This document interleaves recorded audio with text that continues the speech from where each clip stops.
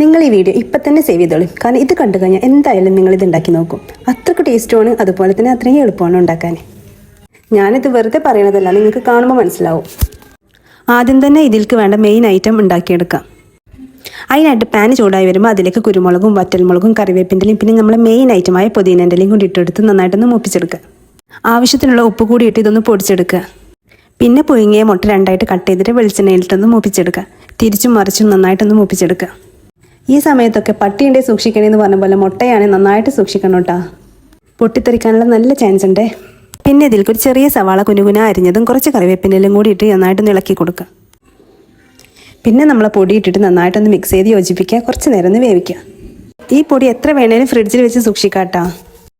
പിന്നെ വേണേൽ കുറച്ച് മല്ലിയില ഇതിൻ്റെ മേലെ ഇട്ട് കൊടുക്കുക. ഇപ്പം നിങ്ങൾക്ക് മനസ്സിലാവണില്ലേ ഇതൊരു മസ്റ്റ് ട്രൈ തന്നെയാണെന്ന്. എന്തായാലും ഉണ്ടാക്കി നോക്കണേ, നല്ല ടേസ്റ്റാണേ. മുട്ട ഇഷ്ടപ്പെടുന്നവർ ഇത് എന്തായാലും ട്രൈ ചെയ്ത് നോക്കണം കേട്ടോ. വെറുതെ പറയണതല്ല, അത്രയും ടേസ്റ്റാണ് കേട്ടോ. ഒരു മസ്റ്റ് ട്രൈ തന്നെയാണ്. പിന്നെ ചിക്കൻ ഫ്രൈ ഒക്കെ ഉണ്ടാക്കുമ്പോൾ അതിലും വേണമെങ്കിൽ ഈ പൊടി ഇട്ട് കൊടുക്കാം കേട്ടോ, നല്ല ടേസ്റ്റാണേ. അപ്പോൾ ഞങ്ങൾ ഈ വീഡിയോ ലൈക്ക് ചെയ്യാനും ഷെയർ ചെയ്യാനും കമൻറ്റ് ചെയ്യാനും മറക്കണ്ട. പിന്നെ ഞങ്ങളെ അക്കൗണ്ട് ഒന്ന് ഫോളോ ചെയ്യണേ. അപ്പോൾ ഇതുപോലുള്ള അടിപൊളി റെസിപ്പിയുമായി ഇനിയും കാണാം. അപ്പോൾ ഓക്കെ, താങ്ക്